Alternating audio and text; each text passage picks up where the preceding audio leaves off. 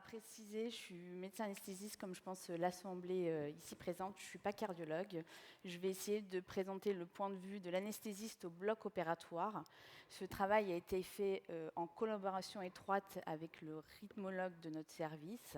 Et sur les questions techniques de certaines rythmologies, je ne pourrai certainement pas vous répondre. Mais en attendant, je n'ai aucun conflit d'intérêt avec la présentation.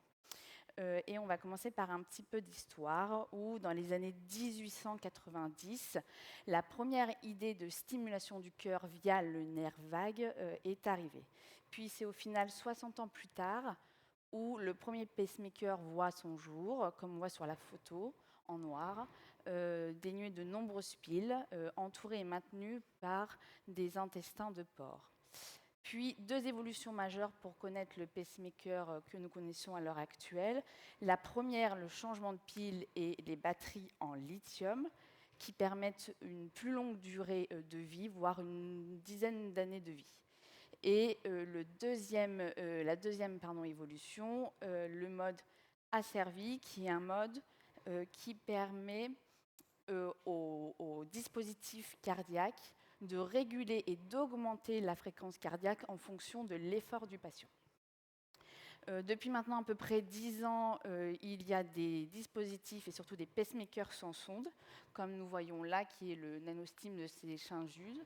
Il y a le sonde Micra aussi, qui sont plus faciles à mettre mais dénués de complications, où pour l'instant nos confrères cardiologues ne font pas encore la majorité de ces pacemakers. Le topo va surtout se centrer sur les pacemakers et les DAI. Les sondes comme le NanoStim, je n'en parlerai pas. Un peu d'épidémiologie. Donc, au fil des années, l'incidence des pacemakers ne fait qu'augmenter. En 2000, je n'arrive pas à... J'arrive pas. En 2011, la France est le 4e pays à poser des pacemakers en Europe et nous allons voir cette incidence qui va continuer à monter du fait de 1, le vieillissement de la population et de les indications par nos cardiologues qui commencent à tendre aussi à augmenter. Comment faire la différence et qu'est-ce que c'est un pacemaker et un DAI? Le patient, normalement, est susceptible de répondre à cette question. Donc, le pacemaker, c'est un stimulateur cardiaque qui a une activité 1 d'écoute et de 2 de stimulation. Il est accompagné d'une sonde, comme on peut voir en haut, ou d'une 2 sondes ou de 3 sondes, sachant que la première sonde, les premiers sondes tendent à disparaître. Le DAI, c'est un stimulateur cardiaque avec 2 fonctions en plus. La fonction anti-arythmique qui permet une cardioversion lors, par exemple, d'une fibrillation atriale faite par le patient. C'est un choc électrique de faible intensité. Il a une deuxième fonction aussi qui est la fonction de défibrillation, qui est lors d'un passage par exemple de fibrillation ou de tachycardie ventriculaire, avec pour le coup une délivration en haute intensité. Si le patient ne peut pas répondre à notre question, si c'est un PM ou un DAI, il est normalement en possession de son carnet de suivi. Si nous sommes dans un cas où le patient ne peut pas répondre et nous n'avons pas possession du carnet de suivi, nous devons réaliser une radiographie pour essayer de répondre à cette question. Plusieurs éléments de différence entre le DAI et le PM. Déjà, le pacemaker est un boîtier plus petit, il est généralement en applical sur une radio, avec, là on a de la chance, on arrive à voir les extrémités des sondes, ce qui n'est pas forcément toujours le cas pour les pacemakers. Le DAI qui ici est généralement plus grand, il a 2 piles, que nous pouvons voir, et avec sa fonction de choc, il a forcément des sondes radio opaques que nous voyons ici.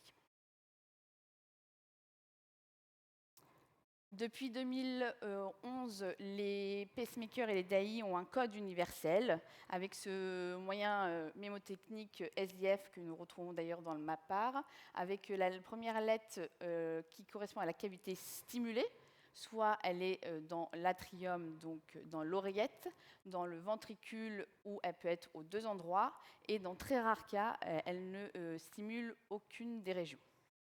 La deuxième lettre est le D pour détection, avec pareil le A, V, D, O. Et la troisième lettre est la fonction du PM. Est-ce que c'est une fonction qui inhibe l'activité native du cœur ou au contraire c'est une fonction qui stimule? On peut avoir les deux ou O pour aucun. Cette fonction de monde asservi, ou je répète, permet d'adapter le dispositif cardiaque à l'effort du patient. Concernant le DAI, donc la première lettre c'est un peu différente, ça correspond à l'activité de fibrillation avec toujours les mêmes acronymes A, V, D, O. La deuxième lettre est l'activité de tachycardie. La troisième lettre, c'est la détection de la tachycardie qui, là aussi, peut être inhiber la fonction native du cœur ou au contraire la stimuler. La quatrième lettre est la même que pour le PM, le mode asservi. Et comme je l'ai dit, le DAI est un stimulateur cardiaque, donc est un pacemaker, et ça sera retrouvé sur la cinquième lettre. Qu'en est-il de la fonction de l'aimant sur le pacemaker et le DAI, qui sont deux choses complètement différentes et qui est primordiale. Lorsque nous posons l'aimant au bloc opératoire pour le pacemaker, ça inhibe le mode asynchrone. Qu'est-ce que c'est le mode asynchrone? C'est une fonction de sécurité du pacemaker où le dispositif, le pacemaker, va stimuler à une fréquence donnée, préréglée, sans écouter la fonction cardiaque native. Généralement, donc c'est les cardiologues qui le font, hein, généralement la fonction cardiaque native, par exemple, est de 30 battements par minute, et les cardiologues vont la régler un petit peu plus au-dessus, entre 35 et 40. Pour le DAI, c'est complètement différent. Le pacemaker va inhiber la fonction de choc électrique. Quels dysfonctionnements nous pouvons avoir? J'ai mis en gras surtout les fonctions qu'on peut avoir, surtout au bloc opératoire. Le défaut d'écoute par exagération, c'est-à-dire que le dispositif va entendre un signal qui sera en réalité pas la fonction cardiaque. La fonction d'écoute par insuffisance sont généralement des sondes altérées. Le choc électrique inapproprié, c'est le DAI qui fait un choc alors qu'il n'aurait pas dû le faire. Et le défaut de stimulation est généralement dû, pareil, à une sonde altérée ou une pile usagée.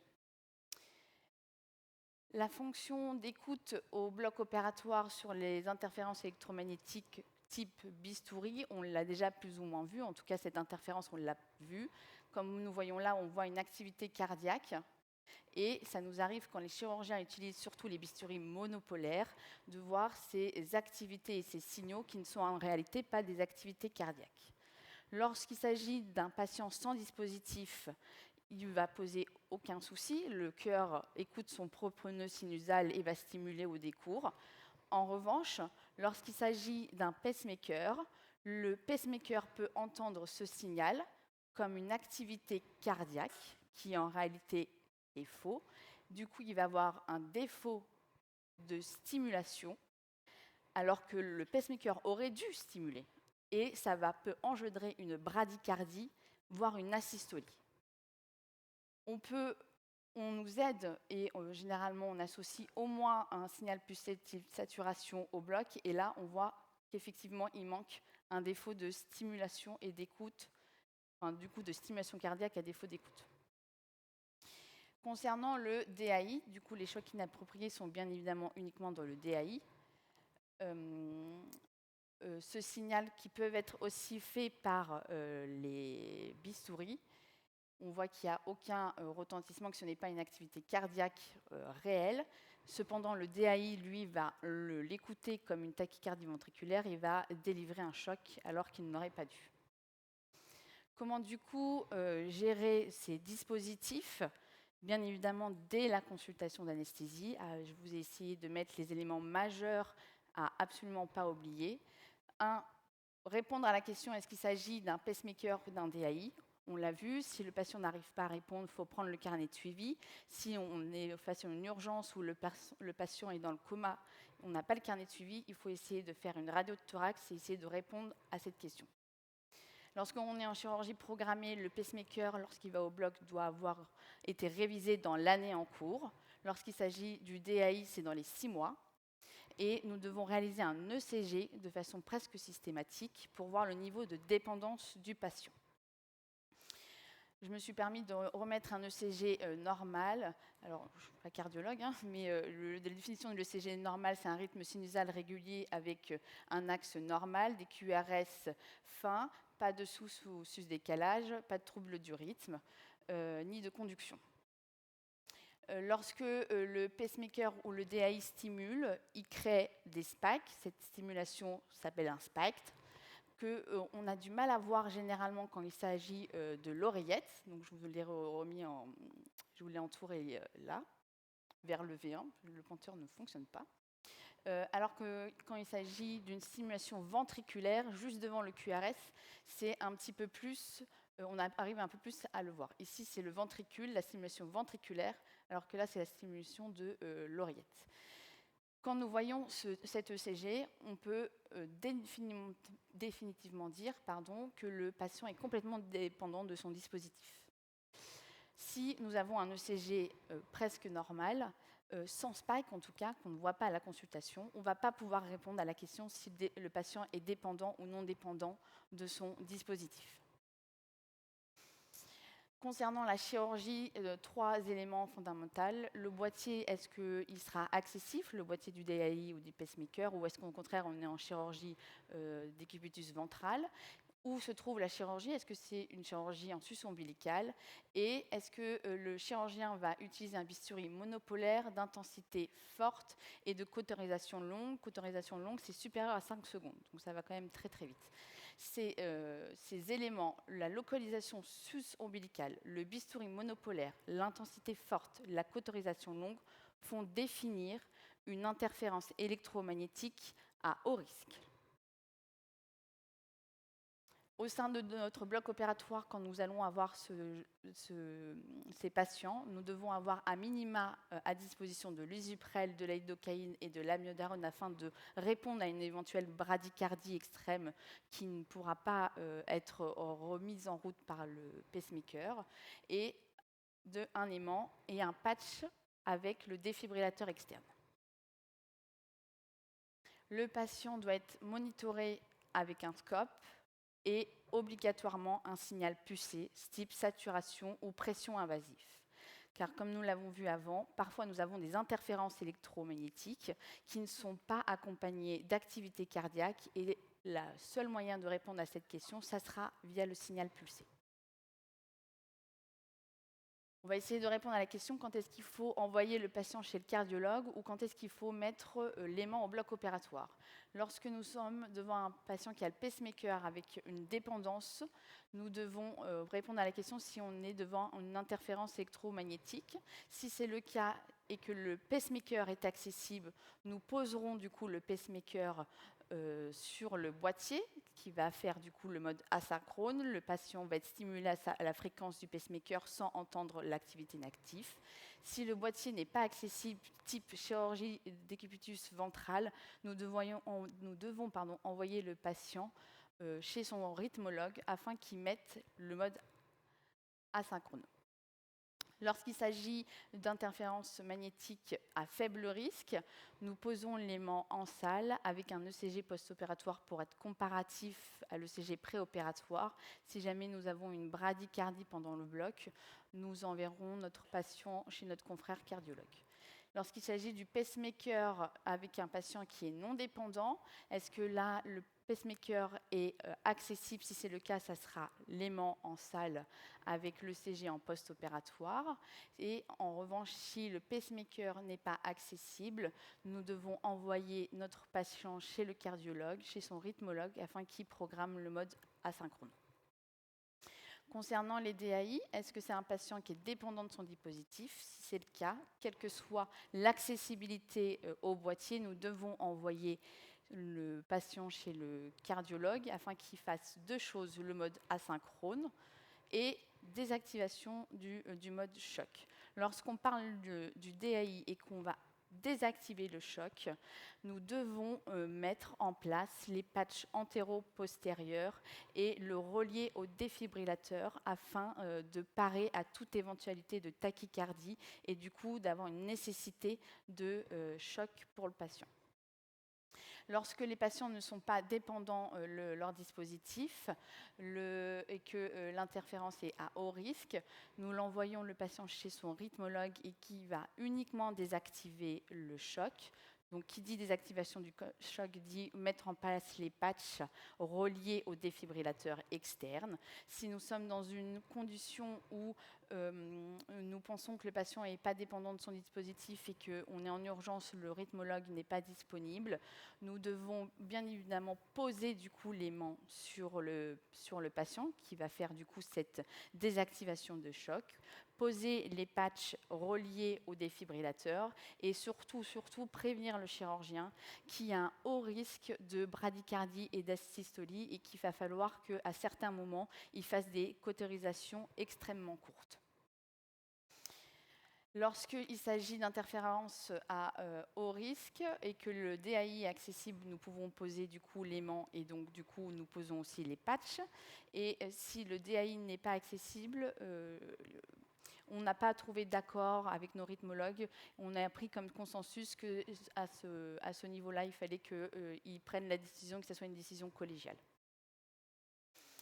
Quand est-ce renvoyer les patients chez nos rythmologues? Donc ça, c'est un algorithme, en fait, juste pour rappeler que quand le cardiologue a désactivé des éléments ou a mis le mode asynchrone, il est du coup de bon ton qu'il revoie son patient pour remettre le pacemaker dans le mode non asynchrone. Donc c'était les pacemakers avec des patients dépendants à interférence à haut risque, non accessibles.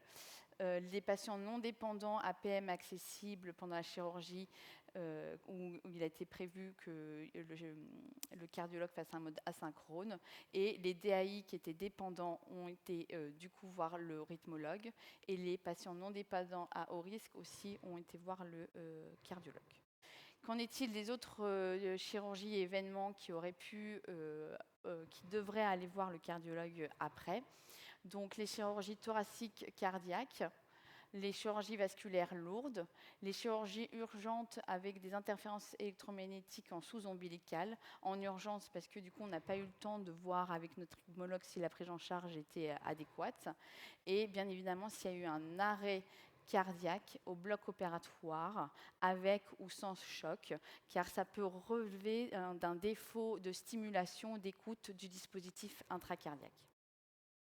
Les messages à en retenir, c'est connaître la différence entre le PM et le DAI, anticiper dès la consultation d'anesthésie ce type de dispositif et pas réfléchir à la prise en charge au bloc opératoire. J'ai envie de dire que ça serait déjà trop tard. Pour répondre à la question, est-ce qu'il y a des interférences électromagnétiques présentes à haut risque, type chirurgie sous-ombilicale, bistouri monopolaire, cauterisation longue et intensité forte, voir avec le chirurgien du coup ce qu'il compte faire avec l'utilisation du bistouri, connaître l'activité différente de la pose d'aimant sur le PM qui du coup règle le PM en mode asynchrone, alors que l'aimant sur le DAI désactive le choc de ce dispositif. Et j'ai envie de dire, dans une ère où on a envie de personnaliser la prise en charge de nos patients, pour personnaliser au mieux ce dispositif et ces patients, il faut protocoliser, essayer de mettre en place un protocole dans le service, essayer de trouver en lien dans notre hôpital ou en ville un cardiologue qui va essayer de répondre à nos questions, essayer de prendre en charge nos patients pour à quel moment il va les mettre asynchrone et qu'on aura besoin de les y retourner. Je vous remercie.